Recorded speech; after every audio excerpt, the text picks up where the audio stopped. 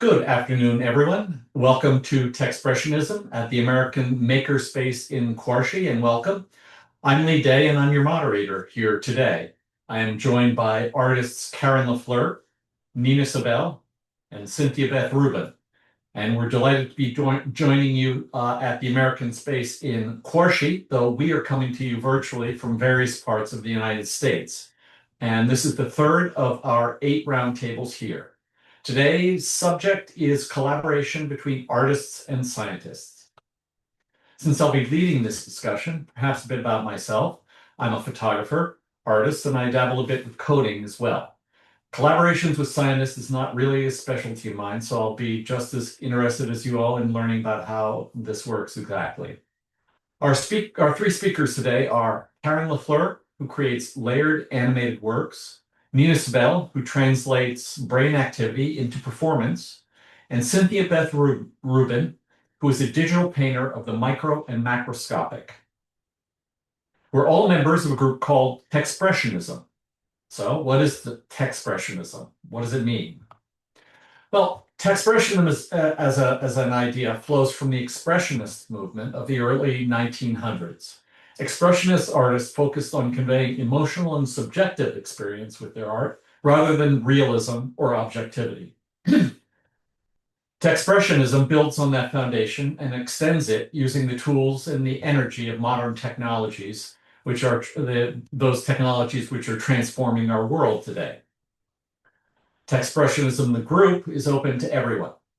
We have monthly online salons. We also have weekly co-working sessions, and we do exhibitions, both physical and online. You can find out more about Techspressionism at techspressionism.com or on Instagram, surprise, surprise, at Techspressionism. You might wonder how our group came to be involved here in Uzbekistan. Well, it's all due to director Shirin Tashova of Kamuz in Urgench, who curated our first show here last September. Many thanks to director Tashova. You can see work from the Hello Uzbekistan Techspressionism show at the digital screen video here in the Makerspace, or if you're in Samarkand, you can visit Art Station Residency, where you can also see the show. Enough of the introductions, let's get on to the roundtable. Today, we're here to talk about what happens when artists and scientists work together and why, so often, the result is something that neither could have reached alone. In ages past, there was often little distance between scientist and artist. 500 years ago, Leonardo da Vinci dissected human bodies. He was not training to be a doctor. He wanted to draw the human form more truthfully, and he understood that the only way to do that was by learning how the body was put together. Today, his notebooks are still studied by both scientists and artists. He did not separate art from scientists. For him, each asked the same question from different perspectives. How does the world really work? In centuries since, the two worlds have often drifted apart. Science built laboratories, art built studios, each developed its own language, its own institutions, its own idea of what progress looks like. And yet, the underlying purpose was never so different. The scientist explores the boundaries of knowledge through theory and measurement. The artist explores those same boundaries through insight and imagination. Both are trying to bring light to the depths that have not yet been seen. Both are asking questions for which there are as yet no answers. Yet when they work together, something remarkable can happen. The world has recognized this. Formal institutions now exist to bridge these two worlds. For example, Leonardo, the International Society for Arts, Sciences, and Technology, has been connecting artists and scientists across every discipline for more than 50 years.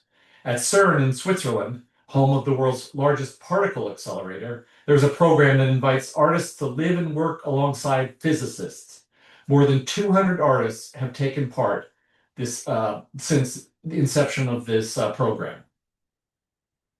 And the collaboration is alive right here as in Uzbekistan as you prepare its national pavilion for 2026 Venice Biennial, the world's most important art gathering. Its exhibition is entirely dedicated to the Aral Sea. 7 artists, including 20-year-old Argin Sarsan, who grew up in a town in the former seabed, are working with scientists and ecologists to ask what was lost and what might still be imagined. This is the same kind of dialogue between art and science that our guests are involved in. So please welcome Karen LaFleur, who is our first artist today. Karen has been a full-time artist since 1975. She is a former gallery owner and began using computers in 1981 with an Apple IIe. That's impressive. Current computer system is an Apple Mac M1 running OS Sequoia. Her focus is on storytelling and visual image, and her medium is moving images. She's exhibited artwork internationally since 1975. Her work is in both private and museum collections worldwide. Welcome, Karen. Thank you, Lee. It's a delight to be here, and I want to thank everyone that's made this talk possible. I'm going to start my presentation tonight with my process. I do a hand drawing on vellum paper that's scanned into the computer into Photoshop, where I create all the color layers. From there, the color layers go into Apple Motion, where the basic animation is assembled. From there, the basic animation clips are put into Final Cut Pro to assemble the final film along with the music. If I can't get the effects that I want with that process, I will also use After Effects, Cinema 4D, and Blender. This is the piece that was in the Uzbekistan show that Lee mentioned earlier. And if you notice, it's like looking down into a pool of water, these slow swirling currents. And there's a reason that I bring up water. And that's because I've lived by the ocean my entire life in a spit of land that goes 65 miles out into the North Atlantic Ocean. So the ocean is an important muse for my artwork. So I was delighted when I found the Art League Rhode Island Synergy project that matches scientists and artists together in a year-long collaboration. In 2025, I worked with scientist Lucas Tanzer from Woods Hole Oceanographic Institution, and also with composer Nancy Tucker, who does all the original music for my moving images. In 2025, like I mentioned, we worked on a project based on Lucas Tanzer's studies of eddies or whirlpools along water body boundaries between the deep ocean and coastal waters. And what you'll see next is a trailer to a 2 to 3 minute film that was the final artwork. The trailer has music by Nancy Tucker.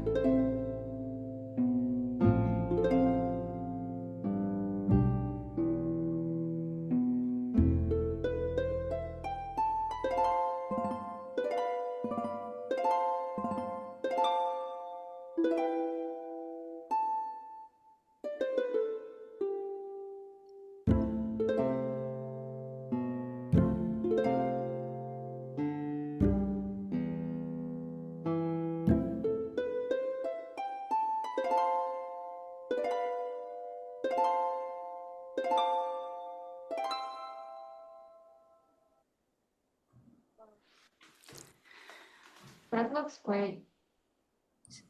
Thank you.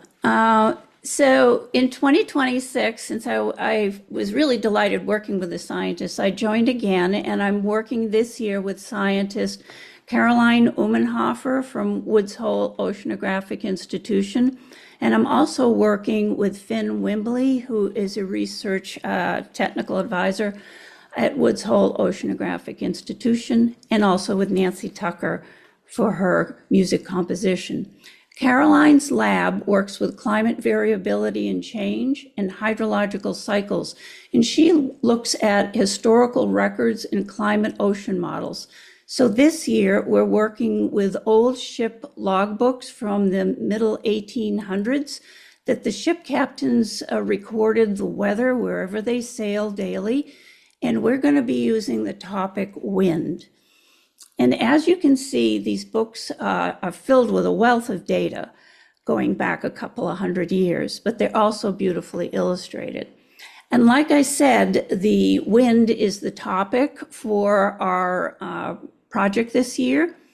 And that's because it affects not only weather patterns, but where the sailors could sail in these ships that you see on the left. The chart is really the wind strengths from an average wind strength from 1806 to 1890 that you see on the screen. So I've taken those arrows and I've converted all those arrows month by month into Maxon's Cinema 4D so that these arrows are 3D in order to use 3D within the final film. So what you're seeing are parts and pieces that we're assembling right now. So you can see that the arrows spin in 3D space. When I say 3D, I mean three-dimensional space where you can literally walk around an object versus a drawn image on a piece of paper. And this is the final film, which is the beginning title clip to the film that we're working on this year. The whale was built in 3D, again, three-dimensional, but he's floating in a two-dimensional flat space. And I like to combine the two-dimensional, three-dimensional, and hand drawing in my work. And for my last slide is a quick shot of my studio where all this happens. And I will hand the mic back to Lee. Thank you, everyone. Thank you, Karen. Sorry for a little bit of bouncing back and forth there in the slides, but It's okay. that was a beautiful discussion. Our next artist is Nina Sobell, who lives in New York City. She studied art at the Tyler School of Art in Philadelphia, as well as in Rome, Italy. She studied sculpture at Cornell University, where she received a Master of Fine Arts, and began working as an interactive artist in 1967. She has created interactive sculpture works, video works, and computer-generated art. Her artwork focuses on using brainwaves interactively as a medium in shows at the Menil Drawing Institute, Houston, Kunsthalle Vienna, Museum of Modern Art of Luxembourg, the Getty Museum, Whitney Museum, and other major museums and private collections. She's received an Arts Council of Great Britain Award, among others. Welcome, Nina. Thank you, Lee, and thank you to everyone at the American Makerspace there. You can always reach me at ninasobell.com and on Instagram, Nina_Sobell. And I live in New York City, New York. I was experimenting with systems engineer Michael Trivich in 1972. Michael, by the way, was responsible for the first ATM transaction in the world between San Francisco and Los Angeles. Just thought I'd let you know that. And I thought, why not have something that represents when we were both putting out the same brainwave at the same time? And he said, why don't we use my oscilloscope? And I said, well, who wants to look at this squiggly line? And so I said, why don't we put the camera on our faces and a camera on the scope and superimpose them both? And when both people are putting out the same brainwave at the same time, it makes a circle, as you saw. You can kind of see a circle in the right-hand bottom corner here. So we needed more sophisticated equipment. So we went to Dr. Barry Sturman's neuropsychology lab in Sepulveda, California. And he said, well, you can use my PDP-12 computer and my equipment if you say, if you promise that you can prove your idea about one person influencing the other person non-verbally. And we did. And so we were able to come back. And here's a Contemporary Arts Museum in Houston, Texas. I made a private living room area for participants. And there I am attaching electrodes in the corner there and talking to a NASA engineer.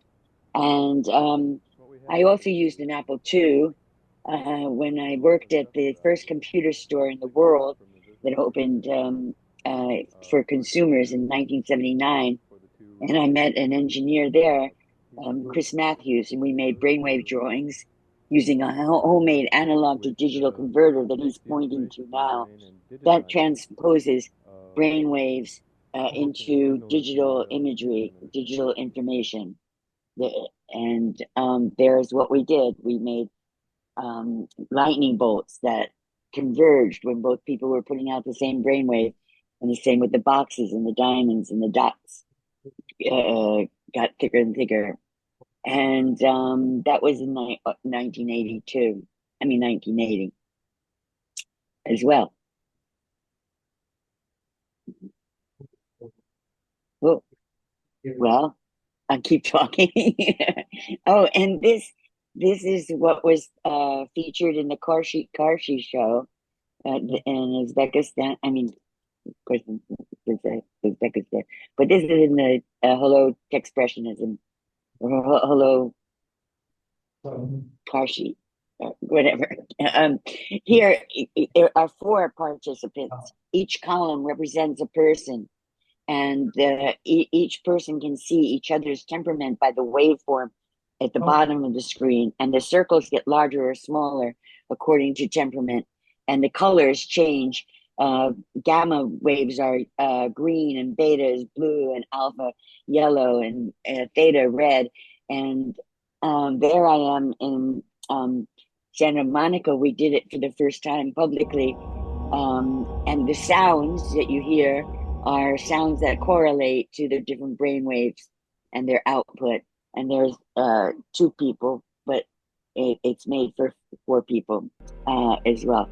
And it was prompted by Mike Chivich sending me an article about how 40 hertz gamma light and 40 hertz binaural beats stimulate your cerebral spinal fluid that washes your brain of plaque, causing Alzheimer's and dementia. And Gamma Time has these built into it and tells you when you yourself are emitting 40 hertz gamma brain waves. Because I asked him at the time, I said, is there anything out there that does that? He said, no. And it's prompted a whole new engagement with brainwave drawings. And I call them brainwave drawings because I've been calling them brainwave drawings since 1973. And now we're going to have sculptures that change in color and speed according to brainwave output. And this is a meditative video that I made to present to people before they engaged with the brainwave installation.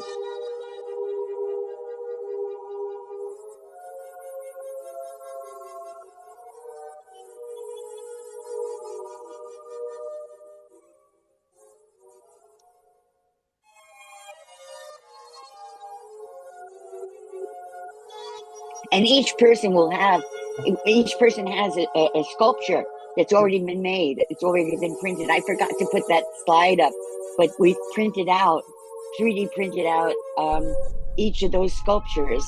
And there's 4 of them, actually, 4 sculptures now.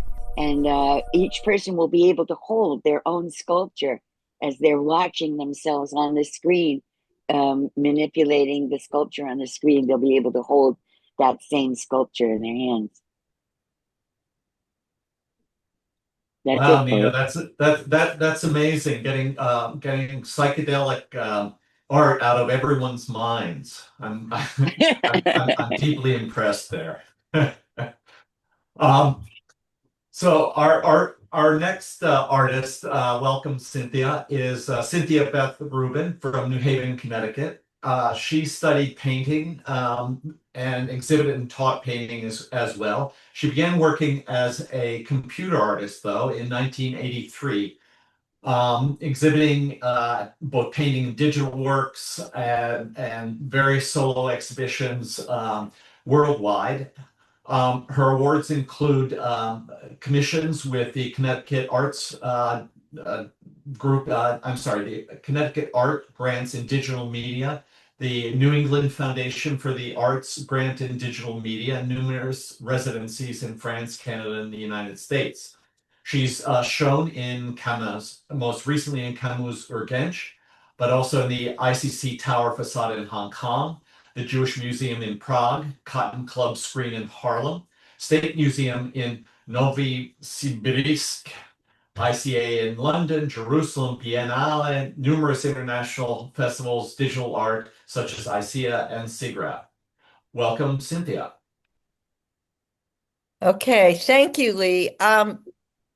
So this is the piece that was that I'm going to talk about today. It's a combination of plankton, and this is the plankton that I shoot under the microscope, which I combine, and I'm going to lead up to telling you how I constructed the piece that we opened with.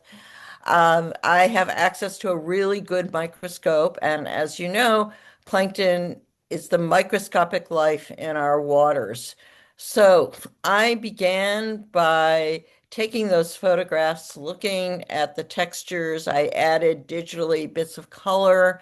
I trying to bring the spirit of abstract painting or abstract expressionist painting that was actually applied to the human figure to plankton. And after I made the image on the left, I wanted to go further. So I printed it out, I cut it up, I glued lace on it. I was trying to really get to the spirit of the plankton. And I looked at the image and I said, okay, it's missing the actual focus on the plankton. It's all spirit. So what it needed when I looked at the two together was to have the plankton actually added to the image. So with lots of many times in and out of the computer, this is on the right, the final image that I came up with, where the plankton is the star of the image, and yet these other elements that I showed you at the beginning are still in there. If you look carefully, you can see the chains down at the bottom, the plankton attached to each other in these chains, and some of the details of the way that they fit together. And then you can also see that I put in some actual lace. When I print it, it's flat, but I glued it in. Although I have been experimenting now with exhibiting with actual lace. I'm very interested in nature and culture together. So here, just to give you a sense of the final image after all the things I went through. And then I have recently decided to make this a video.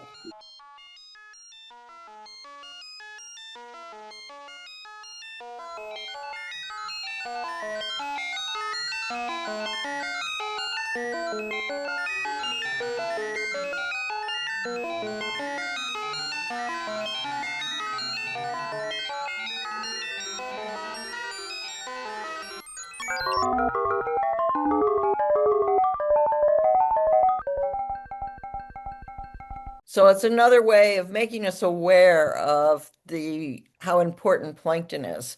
I have a different body of work that I did. These are the scientists that I was working with. Suzanne Mendendur is the head of the lab, the principal investigator, as we say, the lead scientist, University of Rhode Island, and Andrea Miller is a graduate student who was collecting data from Narragansett Bay, which is the water in Rhode Island, going into the ocean. And this is she started in February and she made all these notes about the data, which is wonderful for scientists. But for the rest of us, it's a little overwhelming to look at this. So she came to me and said, any advice on how to make it more interesting? I said, well, let's use different colors for the seasons. And you can see red for summer in temperature up at the top, and cooler blues in the winter time. So this is what we came up with. But then I said, let's go further. Let's take these and turn them into interesting shapes. So using a Microsoft Excel and Data Wrapper, Data Wrapper is free, so you can use it. We started playing with envisioning the data, but I also put in textures to make the data. I actually photographed salt, and so that kind of rough texture is actual salt that I photographed. We did a whole series of them. They all have temperature kind of as the star, because temperature is the one thing that those of us who are not scientists know changes through the season. And this image, scientists look at it and they get that it's data representation. Other people are first drawn to it just as an image, and then they look at it a little longer and begin to realize what's going on with data. So after visiting Uzbekistan, I was inspired to think about the long tradition of science in Uzbekistan. In a way, this is a collaboration with scientists who are no longer living. But that's possible too. So, as I'm sure everyone knows about the historic observatory in Samarkand, I took pictures and then actually online found this manuscript and I combined it. I combined them all with a Hebrew manuscript that also depicts the calendar and some of the representations of moon cycles. So right now I'm very interested in looking at moon cycles and looking at the science from the past a little bit the way that Karen did. Not quite the same, but anyway. So thanks to everybody. And this is my website with contact information off of that you can find on my website. Thank you, Cynthia. That was really great, delving into data and into the atoms in that build the building blocks of our world, I guess. So those are our three panelists today. I did have a couple of questions also because though maybe I will. Oh, I should mention, yes, we also have upcoming sessions. This is a list of them in the future, and many thanks to Makerspace and Qarshi putting this together. But we're not finished yet because I still wanted to. I had some questions, frankly, and we should get out of the share here and actually see some human beings. I was interested in how artists connect with the scientists. I'm not involved in this kind of a process, so I was wondering, Karen, how did you get in touch with the people you work with? Well, like I said, I've lived on the island my whole life, and I actually had a boat when I was a young child from 8 to 12 or 14, and I was allowed to go through the ocean and learn it firsthand. And I also worked at an aquarium in my high school years where they rescued stranded whales. And that connected me to Woods Hole Oceanographic Institution because that was the institution that we would work with for the whales. But bringing it forward to now, I've always wanted to reconnect with them. And when the Art League Synergy Project, the collaborate that matches scientists and artists together in these collaborations, it was like, perfect for me because Woods Hole is just down the way from me. I also want to mention that this year in that program, we have 36 pairs of scientists and artists now matched. So 72 people or so in the program. So there's a lot of interest. That's great. Great. And, yeah. And Nina, how did you get hooked up? Because I mean, you really are hooked up there with your scientists. I think you actually have electrodes connecting you and the scientists you're working with. How did you get there? Well, it happened through Cornell graduate students that I had been collaborating with there. Became friends with the engineer that they brought out to LA. He was living in LA and they came to visit him and they introduced me to him and we started working together. He brought the alpha feedback machine with him and we started working that way. So just serendipity in a certain sense? Serendipity. Well, you know. it was a civil engineer and an electronics engineer at Cornell, and they met him, a systems engineer, on his road trip. And it was serendipity, and they brought him with him with them, and then he came back later with this alpha machine, and we took off. Well, and And, and and it that was, it changes one's life, where creates a yeah, direction for one's life. yeah, Going in a slightly different direction. I was wondering with Cynthia, you work with electron scanning microscopes. That's quite a large piece of equipment. I mean, how do you get, connected to these device, someone who can help you with these devices and into these institutions? So I was teaching at the Rhode Island School of Design for many years, and I actually was very interested in culture, in cultural motifs. So I was teaching a class, a digital class. It was a digital imaging class, but students were asked to develop their own cultural motifs that we see on textiles, and I think people are very familiar with seeing interesting designs on rugs, etc., that we know come originally from nature. So there's a nature center at Rhode Island School of Design called the Nature Lab, and we were using that, and the director said, "Oh, we have microscopes." And so I started teaching with microscopes. And then because I'm not an oceanographer and I didn't know very much about what we were seeing, we started looking at plankton, the essential microscopic life in our oceans. People may not know that plankton, they are also in fresh water, produce 50% of the oxygen we breathe. So if we don't have microscopic life, we don't have life. Um, and so that's what happened. We brought in the oceanographers to explain these kinds of ideas to us. And Susan Mendendur said to me, "Why don't you join our lab and start working with us?" So I still had access to the equipment at Rhode Island School of Design and the advice of the scientists.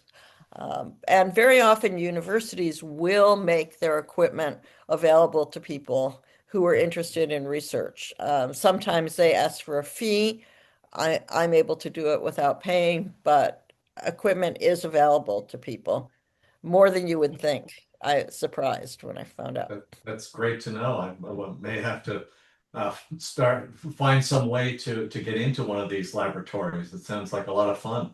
Um, I was wondering whether anyone else had questions for for the panelists or any thoughts they'd like to share. Ross? Hi, this was really a brilliant presentation, and I love the beginning of it too. Lee, how you went all the way back to yeah, Leonardo da Vinci, and I mean, Oh, it's thank you. really conceptual on a high level and really yeah. interesting. Thank you, all Thank of you. you. But I wanted to ask Nina. I've always kind of wondered when you hook people up together, do you prompt them as to what to think about or do, or and does the audience know what they're thinking about, or how do you correlate what you're seeing on the screen, like a circle or a jaggedy thing? um I don't know. My question's in there somewhere. I hope you can understand it. Yeah. Um, uh, well, the first and the first part, I I'm absolutely against guiding. I feel that scientists need to prove what artists do not. And going on that premise, I say you can think whatever you want, you can communicate however you want, and I teach them how to use. I taught them how to use the reel-to-reel equipment at that time, the reel-to-reel video equipment, and how to start it and stop it and rewind it and watch what they and demystifying the equipment was very, very important to me. The Contemporary Arts Museum, following that laboratory experience. I wanted to say I found out about Dr. Barry Sturman and his neuropsychology lab through Dr. Barbara Brown, who was at UCLA where I was teaching, who was the founder of biofeedback, and who yes, and as far as I told them, I said when it forms a circle, that means you're both putting out the same brainwave at exactly the same time. It's like before perception of thought, before perception of thought it emerges, you're matching in frequency, and you make a circle. And when one person is more distracted than the other, it will distort horizontally or vertically depending on who's on which axis. And it was very understandable then. And I wanted to make a physical and a mental portrait. I wanted to bring the person into the situation and then have the EEG on top of it. Yeah, I don't know whether that answers your question. So, well, when people would the people get excited, kind of seeing simultaneously as they might hold hands, or they might touch, or they might not touch, or did they see it simultaneously happening? They saw it. Yeah, and when I went to Houston, they did all sorts of things like that, and then they relaxed and they just let themselves be, and that was very important to me. Thank you. That's helpful. Not having been to one of these things, myself, but just hearing you talk about it. Well, and I love how you use the word portrait. Portrait is interesting. Yeah. Yeah, they are portraits. They are definitely portraits of the people, the individuals, and a portrait of them together. I think of them definitely as portraits. Thank you. You're welcome. That's interesting. And all of you, the presentations were really great. Really, really interesting. I think Nina brings up an important thing, which is demystifying. And, when you go into work with a scientist, you see all the data they're producing and they're seeing all the art you're producing. But after you communicate back and forth, and sometimes that can take weeks or a couple of months, depending on the scientist's schedule, to get to a point where you end up on a common dialogue, where you're demystifying the science and I'm demystifying the art for them. That's when you know you're in a collaboration. That's right. Well, that's really interesting. Yeah. And that's really what, with the series that I did with taking graphing the data and putting it into art, what I was really aiming for to bring more understanding to the public of what all that data looks like. And I find that so interesting go ahead, Lee. Go ahead.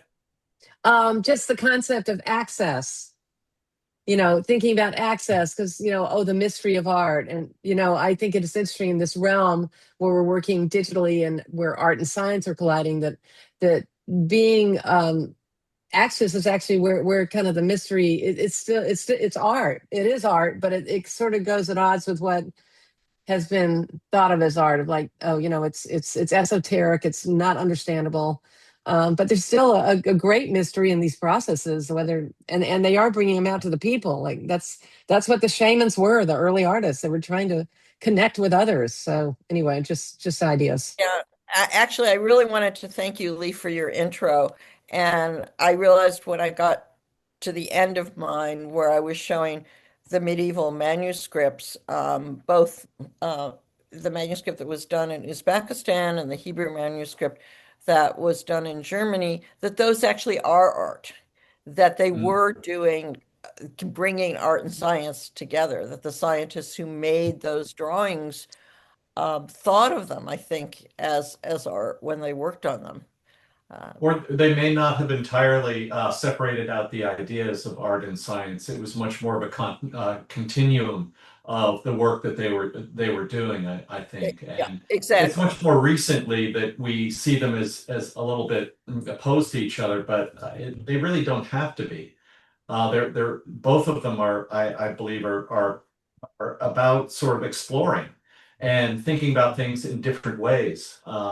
And I think mathematics, mathematicians can need inspiration as well. And when they find some new mathematical formula, it comes from inspiration. Just as artists do the same thing. They see different connections, and they create pieces that express those different connections. And so we both have a part to play in that, I think. So. I wonder somewhat how these scientists see the work that you all have created. I mean, Karen, how did you create these three-dimensional pieces, which are a big narrative, I guess. And I wonder, how, do they relate to them? How do they use them in their work? What? Yes, quite a bit. In fact, they're cited in a lot of not only lectures, but research journals, et cetera, et cetera. Yeah, they're very excited, the scientists that I've worked with, to see their data in a different way. For them, it's exciting because it's like seeing another spin on what they've been studying just via the data. So I've had really good experiences dealing with the scientists that way. They're very excited about it. And I'm excited too because the little robots that you saw coming down in the ocean on the trailer, those are actually the ones that they use. And then they taught me how they run, that they're not run by anything. They're run by a weight inside the robot. And all they do is they take the weight and shift it to the back, and then the robot goes up like a glider. And then they shift it to the nose and it goes down. So they can be out in the ocean for months and months at a time, roaming around, which I never knew. So it's fun on many levels. Wow.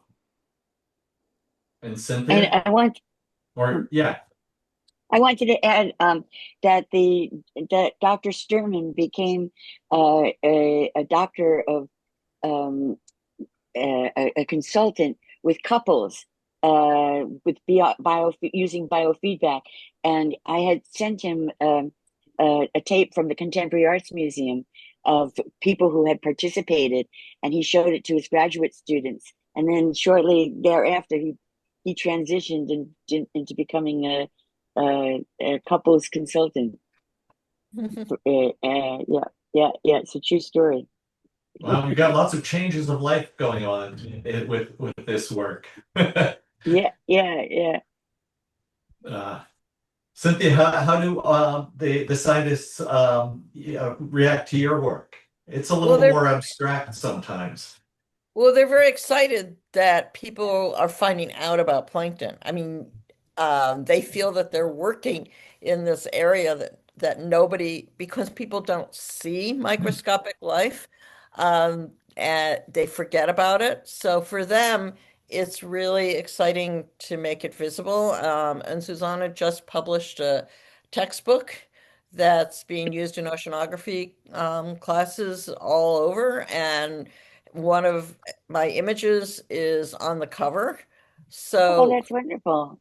yeah, it's really been interesting. Um, the data translation, not as much as the simply making people putting the plankton out there. They're they're Mm. thrilled to have that and use some of my work in their presentations just to show this is what plankton can look like. And I wanted to bring up that Caroline just went to a conference. Cynthia may know what it was. It just happened over in Europe, and they are discussing art and science, giving presentations on this to basically a scientific audience.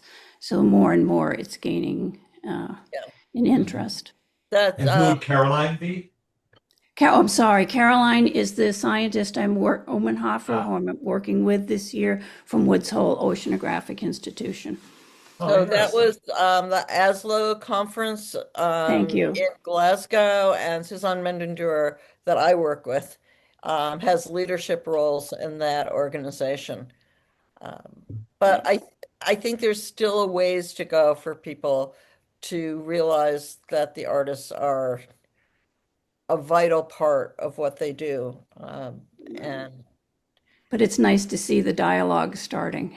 it's So, starting. I think it's starting and it's really wonderful. I do think it's a little bit of an uphill battle still.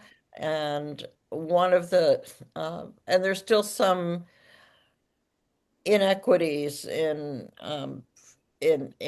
publicity and in funding. So I think there's a lot to do, and the dialogue is really wonderful. And I would encourage people, if they are working with scientists, most scientists, if you say, "Can I meet with you?" would say yes, they're interested. But then to take it to the next step takes a lot of perseverance, a lot of working at it and saying, yes, I really do want to understand this more. I really do want to find a different way of thinking about it, because they've had a system that's worked effectively for many years of publishing in journals and presenting in conferences in certain ways. And the pressure there is to keep that system going. So we have So to do they see integrate. this as another avenue or another venue for their for trying to get their work out? Not yet, in my opinion. I think that's the challenge. That's what we've been talking about. I think they really have to see that this is how they can get their work out. A lot of the younger artists are interested. It's coming up generationally too. So, Younger scientists, you mean? right. Yeah. Probably Yeah, both. Just make one Michael? quick comment. So, my area of physics, so many of the concepts are very, very abstract. When you deal like with quantum mechanics and things like that, artists, myself, and many others here at this panel are able to look at things in a different way. And if you read some of the writings from Werner Heisenberg and others, they're very spiritually sounding understandings of the fundamental nature of the universe. This is a perfect collaboration, and I say that what I've seen in all of the work here today is a profound synthesis and coming together of very hard science with very beautiful artistic tendencies and an understanding that transcends and brings together all of these things. So I'm really impressed by all the work today. Wow, thank you very much, Michael. I think that's a wonderful way to wrap up this panel. I don't think anyone could be more inspirational than that. So unless anyone else has something to say, I think I'd like to thank our hosts here at the American Makerspace in Qarshi. And also, again, thank Director Shirin Tashova, who got us all together and got us to Uzbekistan and had the wonderful show in Urgench, which actually can still be seen in Samarkand. And urge everyone to join us for the further programs in this series in a couple of weeks. With that, I think we can sign off and say goodbye to everyone. Thank you very much.